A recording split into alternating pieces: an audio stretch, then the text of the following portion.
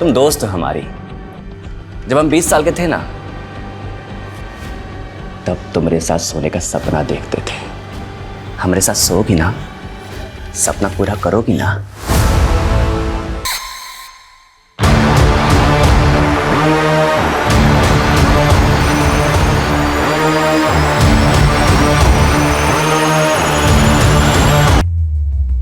प्रिय ग्रामवासियों, जैसा कि आप जानते हैं, पिछली बरसात ने बाढ़ के हालात पैदा कर दिए थे।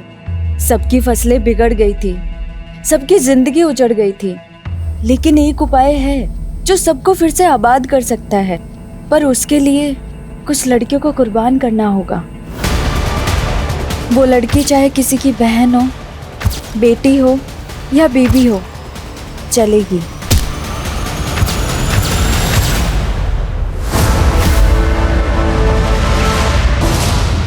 पोस्ट मास्टर सामूहिक चिट्ठी।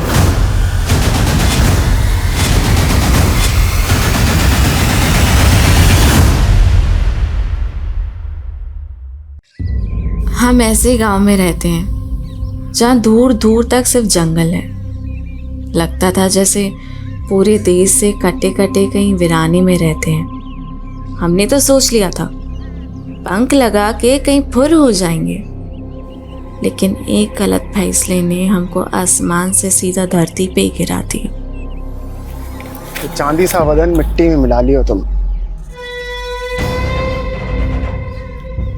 हमको छोड़ के बहुत बड़ी गलती की हो तुम रेणुका। गलती तो तोरे पे भरोसा करके की हमने। तुम्हारे अंग अंग पे हम अपनी छाप छोड़े हैं। हमसे बड़ा ना कोई आशिक हुआ है, ना ही कोई बड़ा जालिम। छोड़ो मैं। हमारी झूठन है तू। ये थूक जाके दिखा अपने पति को। तेजाब है ये, तोरे साथ साथ तोरे पति को भी जला देगा।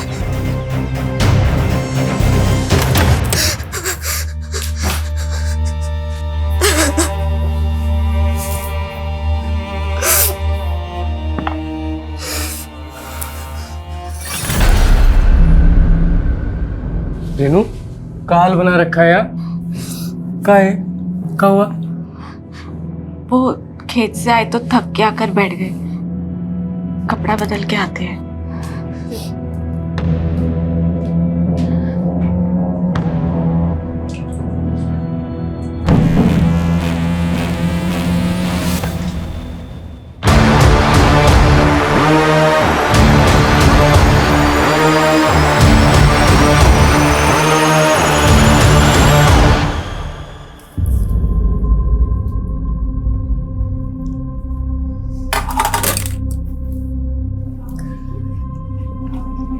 भाई वाह, कितना स्वादिष्ट खाना बनाई हो। ऐसा लग रहा है कि मसाले के साथ प्रेम का छौंका लगा दिया।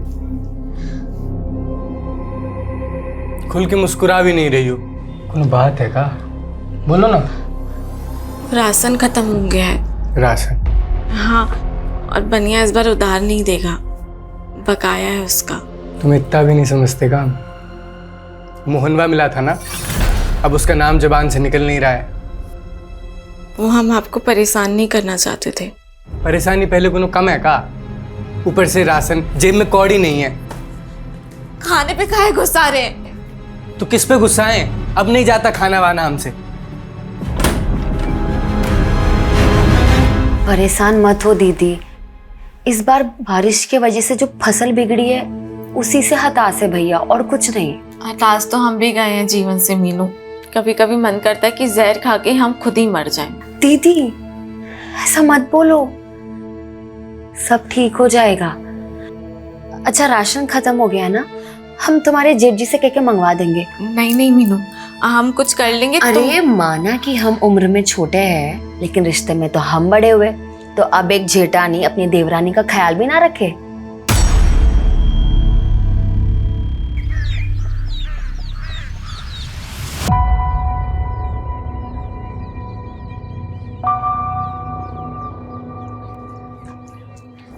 खेत जा रहे हैं। सुनिए, वो आप खाने के वक्त आएंगे ना तो ये सामान लेकर आना। अरे ये तो हम परसों ही लेकर आए थे। वो रेणुका दीदी को इसकी जरूरत थी, और आप अपने छोटे भाई की हालत तो जानते हैं। रेनू मैं ये नहीं ला सकता हूँ। अरे अगर ये हम रेणुका के लिए लेकर आए ना तो अजय बुरा मान जाएगा।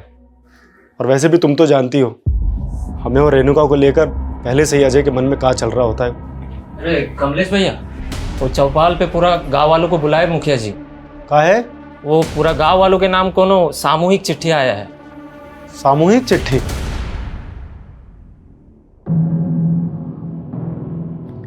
अरे माँ बाप का सेवा में काहे समय बर्बाद कर रहे हो?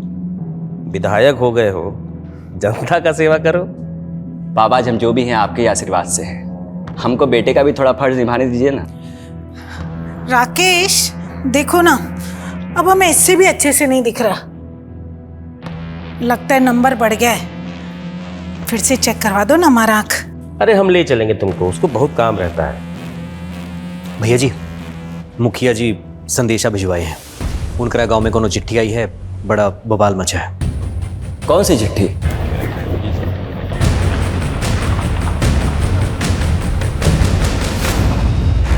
कहोगे मुखिया जी, क्या है उस चिट्ठी में? चिट्ठी तो पोस्ट मास्टर कालू मिश्रा के नाम लिखी है और उसके नीचे लिखा है सामूहिक चिट्ठी। प्रिय ग्रामवासियों, जैसा कि आप जानते हैं पिछली बरसात में बाढ़ की स्थिति पैदा हो गई थी। सबकी फसल बिगड़ गई और सबकी जिंदगी उजड़ गई। लेकिन एक उपाय है जिससे फिर से सबकी जिंदगी आबाद हो सकती है, पर उसके लिए आपको कुछ लड़कियों को कुर्बान करना पड़ेगा। ये क्या बात हो गई? क्या बोले जा रहे हैं? रुक जाइए, पहले इन्हें पढ़ने दीजिए। कल रात 12 बजे पहली लड़की को गांव की सीमा समाप्ति बोर्ड के पास छोड़ जाइए। फिर देखना अगले दिन से गांव के हालात बदलना शुरू हो जाएंगे। इसके लिए आप हर हफ्ते एक लड़की का इंतजाम कर दीजिए और बचा लीजिए गांव को, गांव का मसीहा। अरे कौन कर रहा है ऐसी मांग हमारी बहन बेटी के बारे में? अरे ये वही बाबा होगा जो बलि देना चाहता अरे था। जो भी है छोड़ेंगे नहीं उसे। देखिए देखिए सुनिए, जिसने भी हमारे साथ ये गंदा मजाक किया है उसका हम पता लगा के रहेंगे। और रही बात फसल की, तो हम आपको आश्वासन देते हैं, इसके लिए हम सरकार से राहत राशि का मांग कर रहे हैं। लेकिन विधायक जी, आधे से ज्यादा परिवारों में एक वक्त का राशन भी नहीं है और जल्दी में अगर कुछ नहीं हुआ तो ये सब का भी यही हाल हो जाएगा। अरे चिंता काहे करते मुखिया जी, सरकार नहीं की तो हम है ना, हम अपना भंडार खोल देंगे। हम कल से ही सबको 5-5 किलो चावल दाल गेहूं देने का ऐलान करते हैं। तालियां! विधायक जी की जय! विधायक जी की जय! विधायक जी की जय! विधायक जी की जय!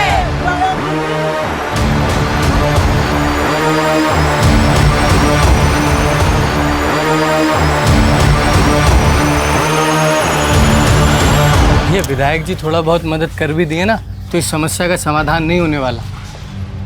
अगली फसल तैयार होती तो 6 महीने लग जाएंगे, तब तक कैसे होगा? भाई बात तो तुम्हारी सही है अजय। अब भाई शहर जाके कोई काम ढूंढना आसान काम है क्या? कहो अरे भैया आप घर जाइए, हम आते हैं। तो भाई हम दोनों भाई यहाँ परेशान हैं और तुमको कुछ पड़ी ही नहीं है। अब चिंता करेंगे तो पैसा बरसेगा का? निकम्मा होते जा रहे हो। हम दोनों भाई तो खेती छोड़ के नहीं जा सकते। तुम तो शहर जाके कोनो काम धंधा कर सकते हो ना। अच्छा अब हम समझे, हमें खाना देना भारी पड़ रहा है इसलिए शहर भूखा मरने भेज रहे हो ना। हम शहर नहीं जाएंगे, हम यही काम करेंगे। और यहाँ काम कौन देगा तुमको? हैं निकम्मे? ये निकम्मा निकम्मा बोलना बंद कीजिए। जब से माँ बाबूजी गए तब से बस कोसते रहते हैं। अगर इतना ही तकलीफ है ना तो हमारा हिस्सा दे दीजिए, बस बात खत्म। ये लो हिस्सा तुम्हारा। हिस्सा चाहिए ना तुम्हें? कौन सिखा रहा तुम्हें सब? वो सर्विसवा?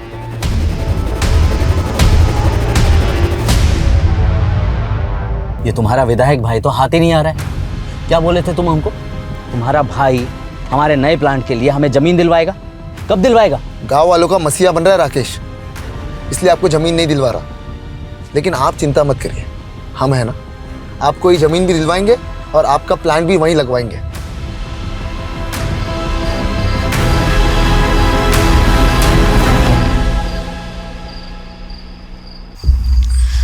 इतनी रात को शौच के लिए इतना दूर जाना पड़ रहा है, ये कोई बात हुई? आहिस्ता बोल, जल्दी कर, मुझे तो बहुत डर लग रहा है।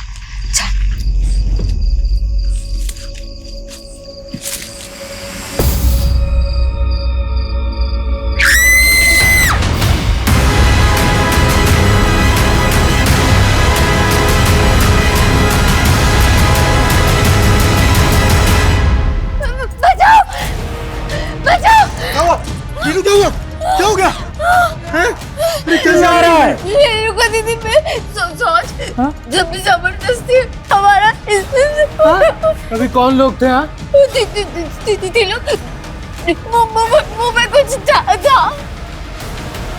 राकेश, राकेश, राकेश, क्या हुआ पापा? अरे कोई गांव की औरत का इज्जत लूटने का कोशिश किया है, शायद जंगल ले गए वो उस औरत को। रेणुका! रेणुका! रेणुका!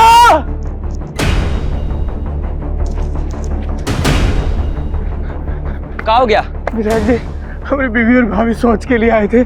बीवी को भाभी बताए 3 लोग मुंह ढक के आए, हमारी बीवी को उठा के ले गए। हमें कुछ समझ नहीं आ रहा, पता नहीं हमारी बीवी के साथ क्या करेंगे। विधायक जी बचा लीजिए हमारी बीवी को। जिसने भी सब किया है उसको छोड़ेंगे नहीं, पर पहले अभी तुम्हारे बीवी को ढूंढना जरूरी है। चलो चलिए सब लोग, चलिए।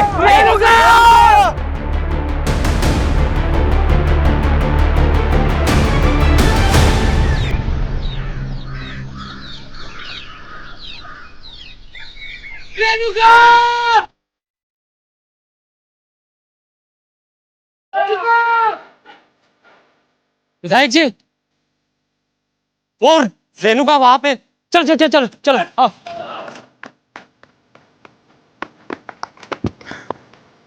रेणुका,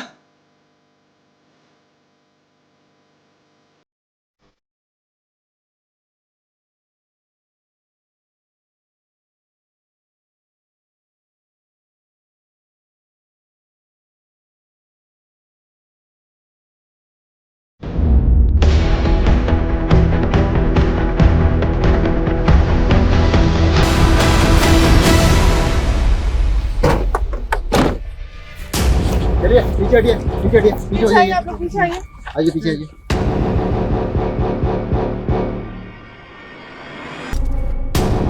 देख के लग रहा है कि रेड भी हुआ और इसकी जेठानी रात को शौच के लिए आ गए।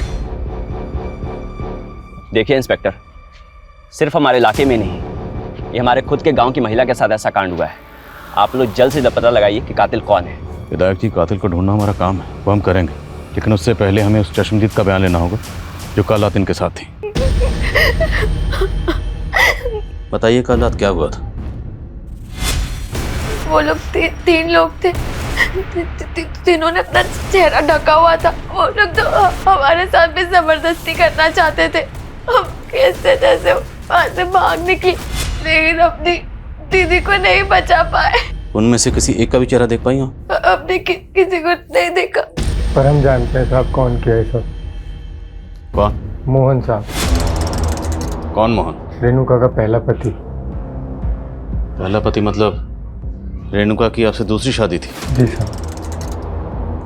दरअसल रेणुका की शादी पहले बड़े भैया से तय हुई थी, तब भी वो मोहन रेणुका को भगा के ले गया था। बड़े भैया मंडप में थे और रेणुका के माँ बाप की इज्जत पे हाथ ना, इसलिए उन्होंने रेणुका की छोटी बहन मीनू भाभी से शादी की थी। तो रेणुका आपकी सगी बहन थी? हाँ साहब, रेणुका दीदी से बहुत बड़ी गलती हो गई थी कि वो उस मोहन के साथ भाग गई, लेकिन उसे बहुत जल्द पता चल गया कि वो कैसा आदमी है। दीदी को आए दिन मारता रहता था, इसलिए दीदी उसे छोड़कर यहाँ वापस आ गई और उनका घर आबाद करने के लिए हम ही अजय भैया से उनकी शादी कर दी है और उन्हें इस घर की देवरानी बना ली। पर साहब मोहन से नहीं बर्दाश्त हो रहा था ये। हमरे अलावा तो किसी और की नहीं हो सकती। चल छोड़ से, काट देंगे, बता रहे हम, मार देंगे। तू काटेगा? हाँ, हम काटेंगे। जो चीज हमारी नहीं हो सकती ना, वो किसी और की भी नहीं होगी, समझे? हमें तो भरोसा है साहब, मोहन नहीं किया है सर। हम तुम्हारे लिए रेणुका को कुर्बान किए और तुम हमी को धोखा देकर किसी और के साथ सो रही हो। धोखा तो तुम दिए हो हमें, सिर्फ एक रेणुका नहीं थी तुम्हारी जिंदगी में। हमारी बीवी है, जब मारे या पीटे। जैसे तूने अपनी पहली बीवी रेणुका को मार दिया। हाँ, रेणुका मर गई? मरी नहीं, तूने उसे मार दिया है। नहीं। तेरी तो थाने चल के उतारते हैं। ले चलो इसे। विनायक जी, वो रेणुका का लाश वहीं नजदीक में मिला, जहां वो चिट्ठी भेजने वाला गांव का औरत को मिलने के लिए लिखा था। कहना क्या चाहते हैं आप? रेणुका को वहां जानबूझ के भेजा होगा। उसका पति और भैंसुर तो कह रहे हैं कि वो अपना गोतनी के साथ शौच के लिए बाहर गया था। हाँ मास्टर जी, हम आपको कहे थे चिट्ठी के बारे में पता करने के लिए, पता किए? चिट्ठी पर संतो डाक खाने का मुहर था, वहीं से किसी ने भेजा होगा। लेकिन ये बात पता करना मुश्किल है कि उसको भेजने वाला कौन होगा। संतो गांव।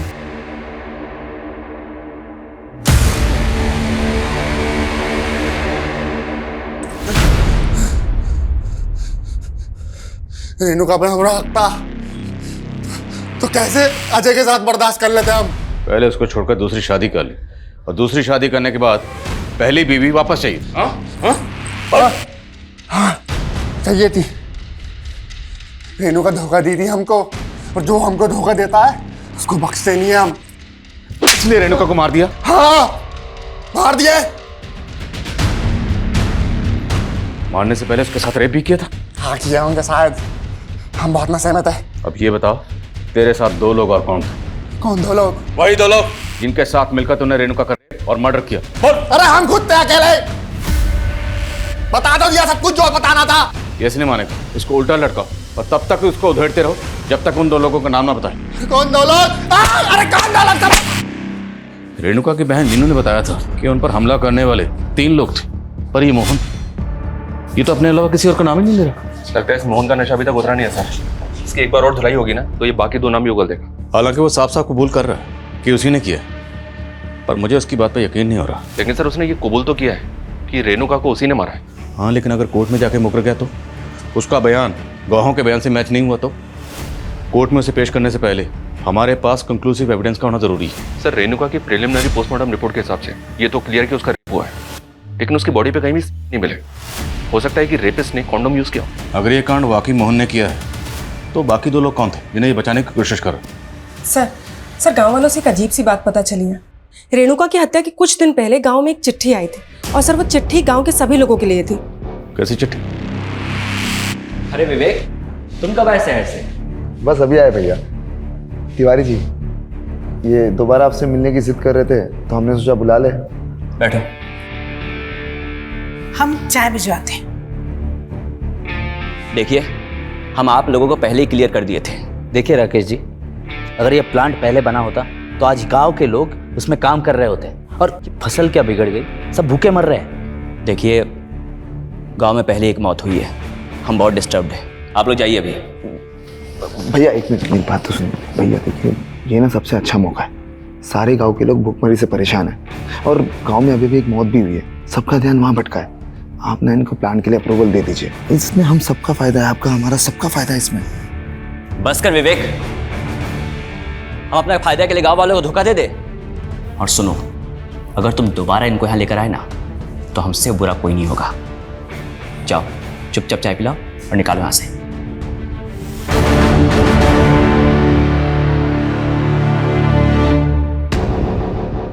चिट्ठी लिखने वाले ने गांव की लड़कियों को कुर्बान करने की बात लिखी है, और गांव की सरहद के पास जो बोर्ड है, हर हफ्ते वहां एक नई लड़की का इंतजाम करने के लिए कहा गया है।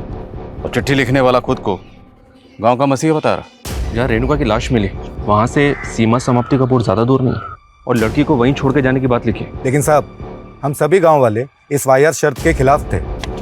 खत कहाँ से आई? ये शांतो गांव के डाक खाने से आई थी। पता लगाने की कोशिश की, पर पता नहीं चला वहाँ से किसने भेजा था। लेकिन कोई तो है जिसकी हमारे गांव की औरतों पे बुरी नजर है। हमको तो ये वही बाबा लग रहा है जिसने सबके सामने एक गंदा मांग किया था। कौन बाबा? कैसी मांग? साहब, फसल खराब होने की वजह से गांव वाले भूखे मर रहे थे, तब ये बाबा यहाँ आया था। बड़ी चमत्कारी बातें कर रहा था। बाबा जी, आप कहाँ से आ रहे हैं? आपके लिए भोजन पानी का प्रबंध करें? बच्चा, यहाँ तो भूखमरी फैली हुई, इतने लोग भूखे पेट सो रहे हैं।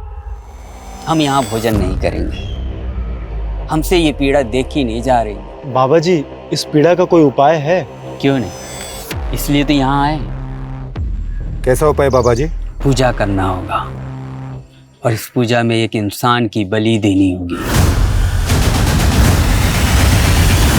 जानते भी हैं आप लोग, बलि देना कानूनन जुर्म है, और आप लोग चिंता काहे कर रहे हैं? इस समस्या का समाधान हम मिलकर निकाल लेंगे। और रही बात गांव की, तो हम गांव के लिए ज़्यादा से ज़्यादा चंदा इकट्ठा करेंगे। बस आप लोग इस अंधविश्वास में मत पड़िए।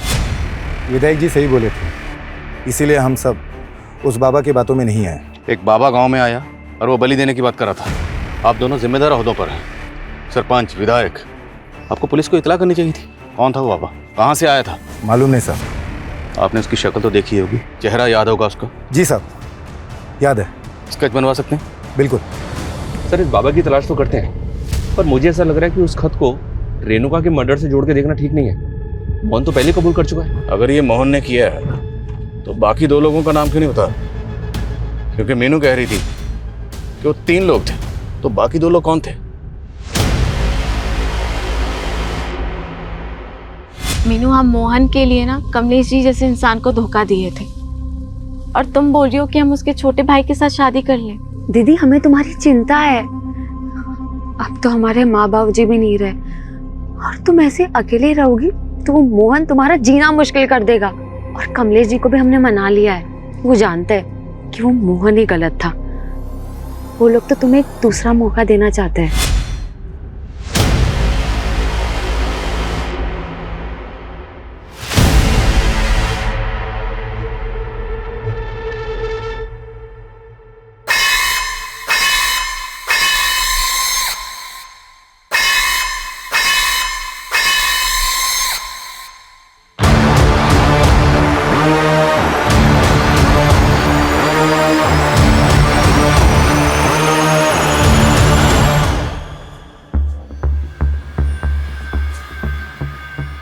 ये तुम्हारा विधायक भाई तो गांव वालों के भले के अलावा कुछ सोचता ही नहीं है। लेकिन तुम अपना भला सोच सकते हो। सोचो कल को ये प्लांट लग गया ना, तुम्हें भी बढ़िया सी कमीशन मिल जाएगी। भैया मानेंगे नहीं तो होगा कैसे? हो सकता है अगर अपने भाई की जगह तुम विधायक बन जाओ, 2 महीने बाद इलेक्शन है, खड़े हो जाओ।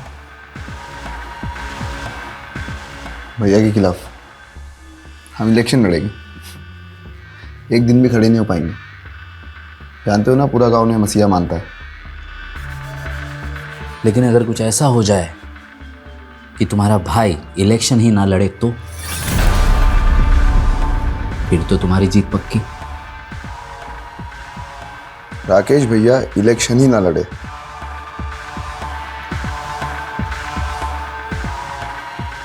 ऐसा तो सिर्फ एक ही सूरत में हो सकता है।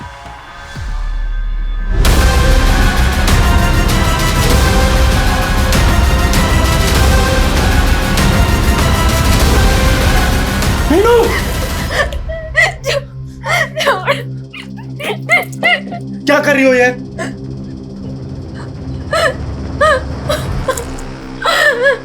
रेणुका दीदी के बारे में बिल्कुल अच्छा नहीं लगता। भाभी, तुम्हें कुछ हो गया तो भैया तो टूट जाएंगे ना।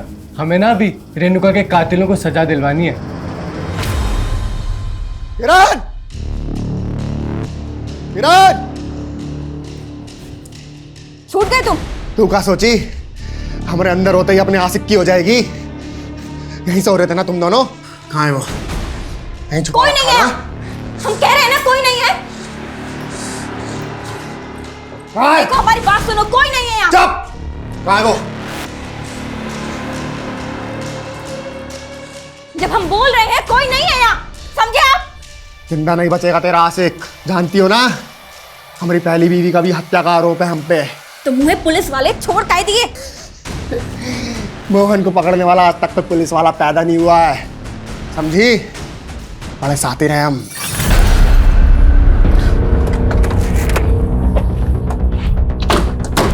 मुझे इसी बात का डर था कि कहीं कोर्ट में जाके मोहन अपने बयान से मुकर ना जाए। वही हुआ ना, मुकर गया ना। और हमारे पास कोई कंक्लूसिव एविडेंस नहीं था, इसलिए कोर्ट ने उसे जमानत दे दी। समझ में नहीं आ रही कि इसका गेम क्या है सर। लॉकअप में बोलता है कि उसने मारा है और कोर्ट में जाके मुकर जाता है। देखते हैं कब तक मुकरेगा। पता लगाओ वो 2 लोग कौन थे जिनके साथ मिलकर इसने रेणुका को मारा होगा। सर, गांव वालों ने उस बाबा का स्केच बनवाया है जो चिट्ठी आने के 15 दिन पहले गांव आया था। सर, मैंने इसका लुकआउट नोटिस जारी करवा दिया है। पता चला चिट्ठी भेजने वाला कौन था? नहीं सर, लेकिन सर शांतो गांव से पिछले 1 महीने में 3 लड़कियां गायब हुई। सर, 2 दिन पहले उनमें से एक लड़की की लाश मिली, सीमा। सर, रेणुका की तरह इसका भी रेप हुआ है। केस का स्टेटस क्या है? सर केस तो अभी तक अनसॉल्व है, लेकिन सर इस गांव का मुखिया है भीमा, वहाँ की पुलिस को इस पर शक था। सर इन तीनों लड़कियों के घर वालों ने इससे ब्याज पे पैसे लिए थे और इसकी इन तीनों लड़कियों पे बुरी नज़र थी, लेकिन सर पुलिस को इसके खिलाफ कुछ भी नहीं मिला। क्या इन तीनों लड़कियों के केस का रेणुका के केस से कोई ताल्लुक हो सकता है? सबसे चौंकाने वाली है वो चिट्ठी जिसमें हर हफ्ते एक लड़की की मांग की गई।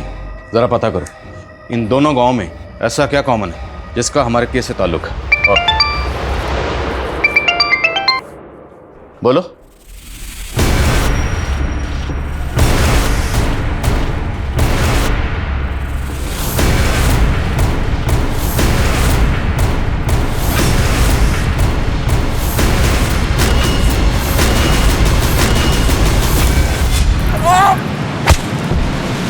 ऐसा कौन होगा जिसने एक विधायक को मार के फेंक दिया?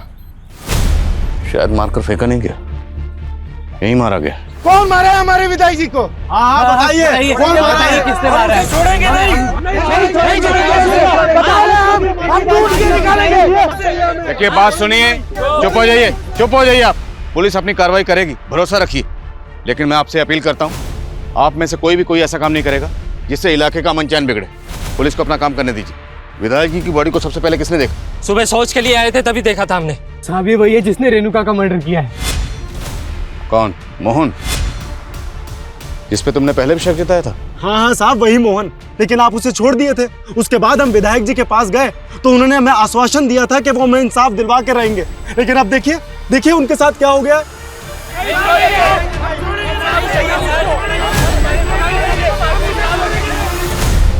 संभालिए अपने। हम समझते हैं आप पे क्या गुजर रही है। विधायक जी की मौत से पूरे इलाके के लोग सकते में नहीं बल्कि सदमे में हैं। पर हमें विधायक जी की लाश बाहर जंगल में मिली। वो कल माधव के साथ शहर गए थे। पापा, शहर में हमारा सिंचाई विभाग के अधिकारियों के साथ मीटिंग है। वो हम यहाँ एक नहर निकलवाना चाहते हैं ताकि बरसात का पानी ऐसे तबाही मचाने से पहले सिंचाई में काम आ जाए। शहर में देरी हो गया था तो माधव का फोन आया था। वो बोला कि अब रात को नहीं, सुबह ही लौटेंगे। और माधव कहाँ? सर माधव का कुछ पता नहीं चल रहा, और हम उसके घर गए थे तो हमने देखा कि माधव के घर के बाहर राकेश भैया की गाड़ी खड़ी है, लेकिन वहाँ पे माधव नहीं था। तो माधव रहता कहाँ? जो गांव के बाहर कनाल है उसकी के पास में उसका घर और खेत है।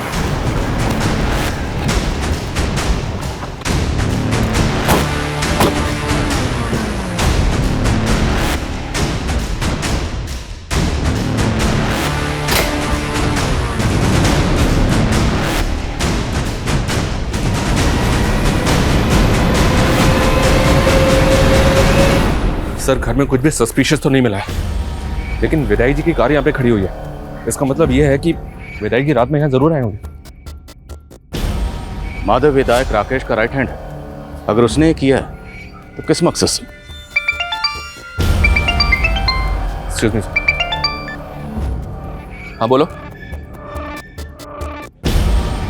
ठीक है हम आ रहे हैं। सर राकेश की जिस जगह पे लाश मिली थी उस जगह के पास में ही माधव की बाइक मिली है।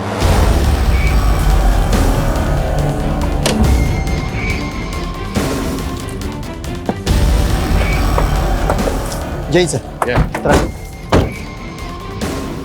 सर ये रही बाइक, और सर बाइक पे चाबी भी लगी हुई है। तो क्या विधायक जी ने अपनी कार माधव के घर पे खड़ी की और माधव की बाइक से यहाँ पर आए, या फिर माधव ने यहाँ लेके आया? और शर्मा सवाल ये है कि अगर माधव इस कांड में शामिल है तो अपनी बाइक यहाँ छोड़कर क्यों जाएगा? पूरा एरिया अच्छे से स्कैन करो।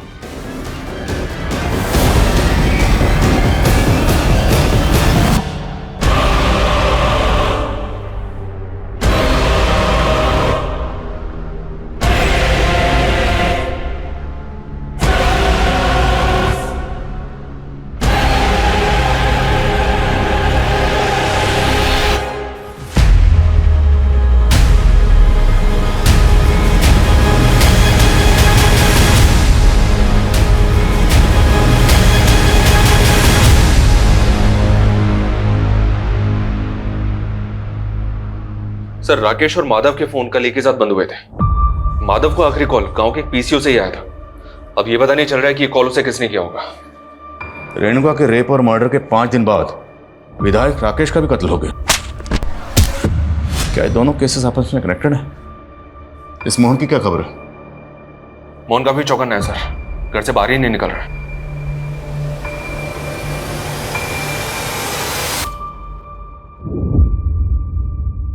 नजर बनाए रखो इस पे। रेणुका मर्डर केस में ये हमारा प्राइम सस्पेक्ट है। लेकिन सर शंतो गांव जहाँ से चिट्ठी आई थी उसी क्षेत्र का विधायक है राकेश, और उस गांव से इसे सबसे कम वोट मिले थे। सर लोग कह रहे थे कि भीमा ने इसे वोट देने से मना किया था। और 2 महीने बाद चुनाव भी है। सर कहीं राकेश की मौत के पीछे कोई पॉलिटिकल एंगल तो नहीं? और हमें यह नहीं भूलना चाहिए कि शंतो गांव से 3 लड़कियां गायब हुई थी, इनमें से सीमा नाम की लड़की की लाश मिली थी, और इन तीनों केसेस का प्राइम सस्पेक्ट ये मुखिया भीमा ही है।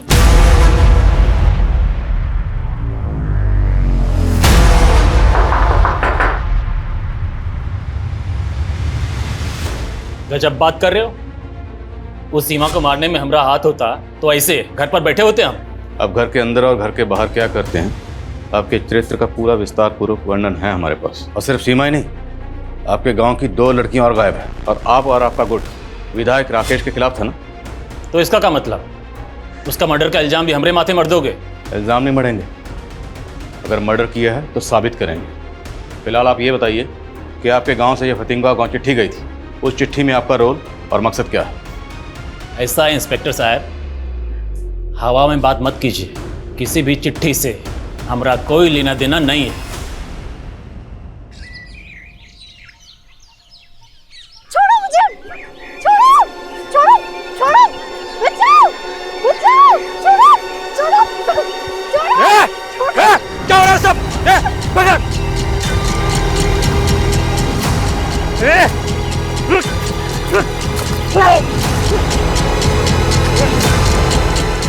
विनोद, सर्वेश, लेके चल, लेके चल।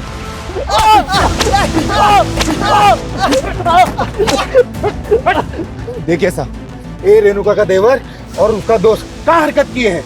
हमें तो लगता है विनोद ही अपनी भाभी के साथ रेप करके मर्डर किए हैं। आपको क्या लगता है उससे फर्क नहीं पड़ता? कानून को अपने हाथ में मत लीजिए। आप क्या बोल रहे हो? हमने कुछ नहीं किया साहब, हम सच कह रहे हैं। भैया भैया प्लीज हमें बचा लीजिए, हमने कुछ नहीं किया सच में। शर्मा खोलो इन।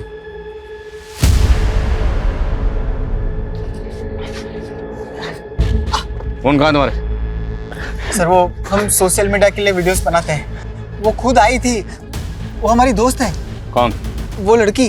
कौन लड़की? लेके चलो दोनों को। साहब साहब देखो डरो मत, हमें बताओ विनोद और सर्वेश ने क्या किया तुम्हारे साथ?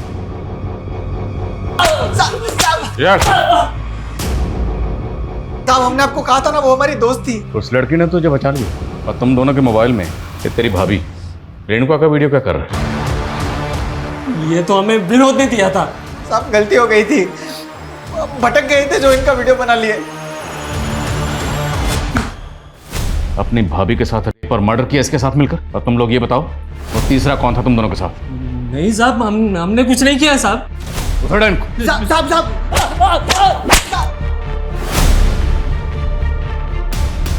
अब गलती हो गई, उससे माफ कर दीजिए, छोड़ दीजिए साहब। उसके मोबाइल में हमें रेणुका का वीडियो मिला, न्यूड वीडियो। और सिर्फ रेणुका का नहीं, उसने आपकी बीवी मीनू का भी नहाते हुए वीडियो रिकॉर्ड किया।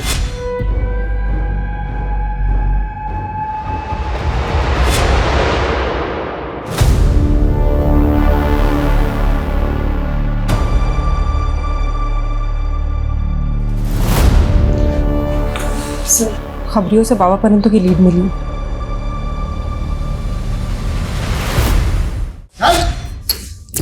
अरे साहब हम सन्यासी आदमी, हम क्या रेप करेंगे? भली की तो बात कर रहा था ना तुम, और वो चिट्ठी भेज के औरत की मांग भी कर रहा था। कौन सी चिट्ठी साहब? हम कुछ नहीं किए। तो होने वाले नेताजी, अब तो आपके रास्ते का कांटा भी हट गया। अब तो राकेश दुबे की हत्या की हमदर्दी भी जनता से मिल जाएगी। सर ना तो विनोद और सर्वेश ये मान रहे हैं कि इन्होंने ही रेणुका का मर्डर किया है, और ना ही वो बाबा कुछ को बोल रहा है। बोलो। सर माधव मिल गया है, लेकिन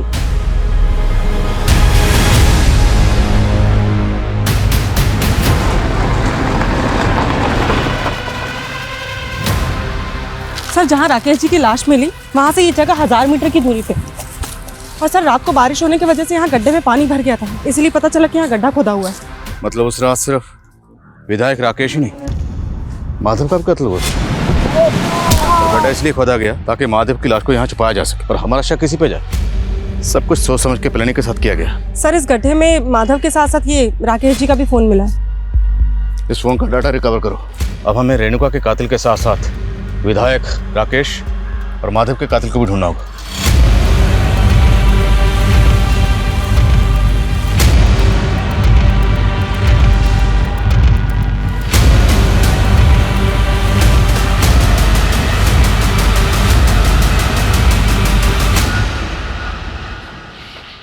सर कम इन।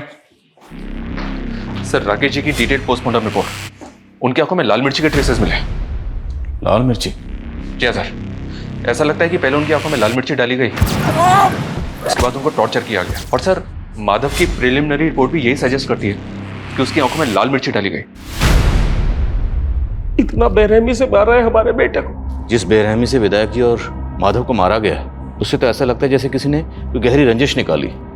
आप लोगों को किसी पर शक नहीं? विधायक राकेश के पेरेंट्स को भी इस बात का कोई अंदाजा नहीं है कि उनके...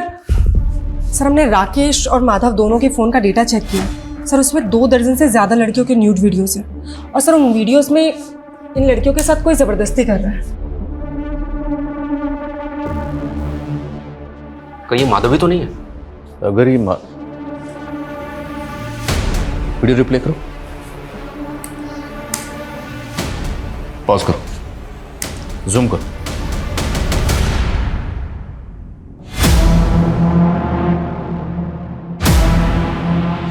तो माधव का घर,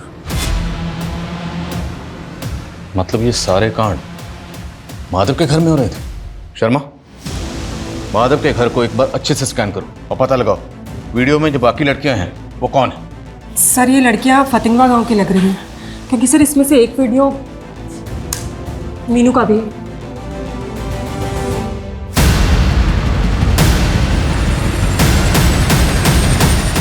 बोलिए मीनू, इस वीडियो में आपके साथ कौन है?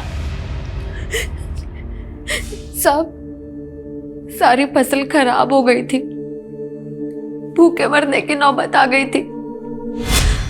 हम तो बस उसके पास मदद लेने गए थे। देखो मीनू, हम तुमको बचपन से जानते हैं, तुम हमारे साथ पढ़ी भी हो। चिंता मत करो, हम तुम्हारे पति की नौकरी शहर में लगवा देंगे। बहुत बहुत शुक्रिया विधायक जी। अरे शुक्रिया किस बात का, तुम दोस्त हो हमारी। जब हम 20 साल के थे ना, तब तुम्हारे साथ सोने का सपना देखते थे। हमारे साथ सोगी ना, सपना पूरा करोगी ना?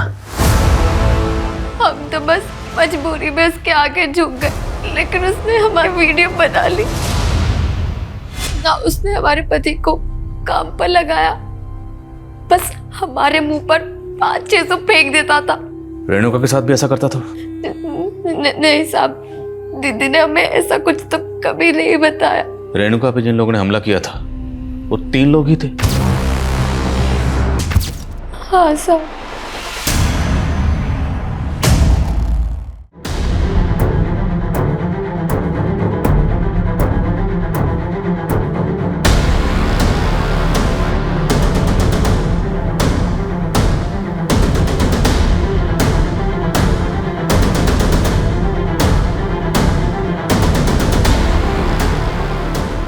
सर सर हमने माधव के फोन का डिलीटेड डेटा रिट्रीव किया है, उसमें रेणुका का कोई वीडियो नहीं, लेकिन सर उसमें सीमा नाम की एक लड़की का वीडियो।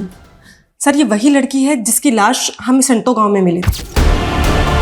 जिस तरह से विधायक राकेश और माधव लड़कियों को मोलेस्ट करते थे, इतना तो साफ है कि सीमा का रेप और मर्डर इन दोनों ने किया होगा, पर रेणुका का रेप और मर्डर किसने किया?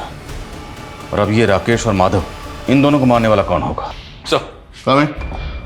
सब फॉरेंसिक को माधव के घर में ब्लड ट्रेसेस मिले जो मिटा दिए गए थे, और ये ब्लड ट्रेसेस रेणुका के ब्लड से मैच कर रहे हैं। तो मतलब रेणुका का मर्डर माधव के घर में ही हुआ होगा।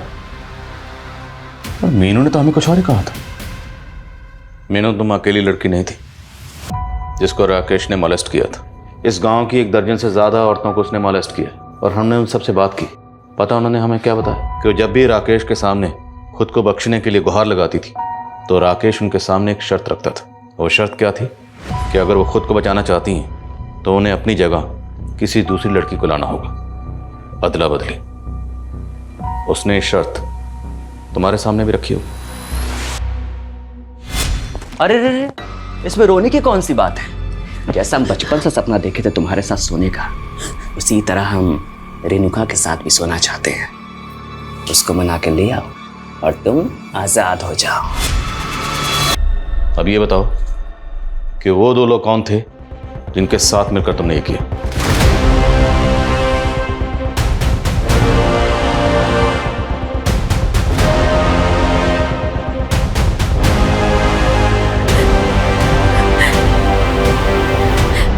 साहब, उसने हमें मजबूर कर दिया था,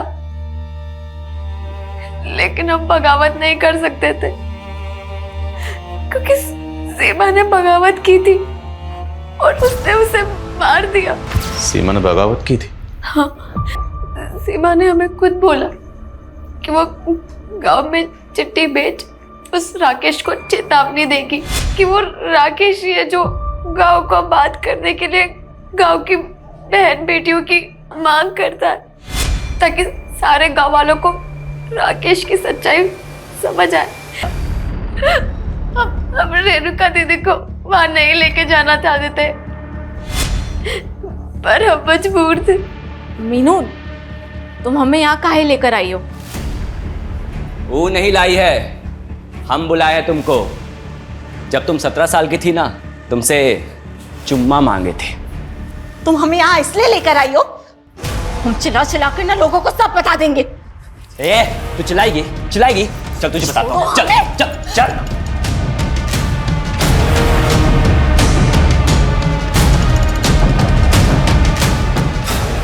उसने हमारे ही सामने हमारे रेणुका दीदी को मार दिया।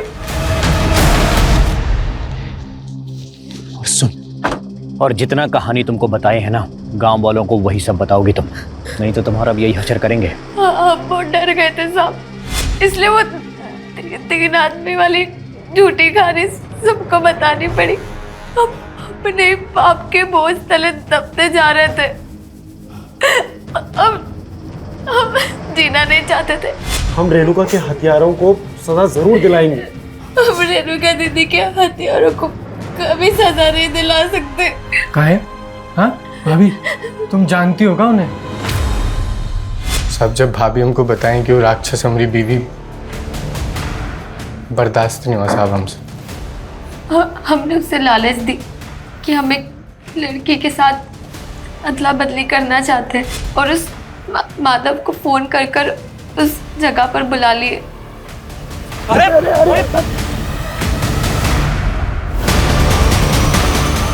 और सब माधव को हम ही गाड़ दिए ताकि आपका शक उसी पे जाए। ने जो भी किया अपने घर की औरतों की इज्जत के लिए किया। पर आप लोगों को पुलिस की मदद लेनी चाहिए थी, हमारे पास आना चाहिए था। आज तक इस देश में ऐसा कौन सा नेता है साहब जो फांसी पे चढ़ा है? बताइए ना हमको। सर, जैसा इन लोगों ने कहा, 70% केसेस में तो ऐसा ही होता है। बड़े लोगों की सुनवाई चलती रहती है और सर विक्टिम को सालों साल इंसाफ नहीं मिलता। हमारे मुल्क के जुडिशियल सिस्टम का ढांचा कुछ ऐसा है जहां पर किसी भी गुनहगार को सजा देने से पहले हर पहलू पर गौर किया जाता है।